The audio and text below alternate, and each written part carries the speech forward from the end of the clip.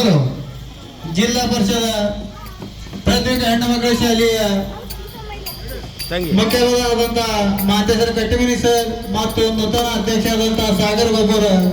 ಇವರ ಮುಖ್ಯ ಮಾರ್ಗದರ್ಶನದಲ್ಲಿ ಮೈಂದರ್ಗಿ ಗ್ರಾಮದಲ್ಲಿ ಆಷಾಢ ಏಕಾದಶಿ ನಿಮಿತ್ತವಾಗಿ ವಿಠ್ಠಲ ರುಕ್ಮಿಣಿಯ ಪಲ್ಲಕ್ಕಿಯನ್ನು ಮುಖ್ಯ ಮಾರ್ಗದಲ್ಲಿ ಪ್ರಾರಂಭವಾಗಿದೆ. ಮೈಂದರ್ಗಿ ಗ್ರಾಮದ ಎಲ್ಲ ವಿಠ್ಠಲ ರುಕ್ಮಿಣಿ ಆಶೀರ್ವಾದ ತಗೊಂಡು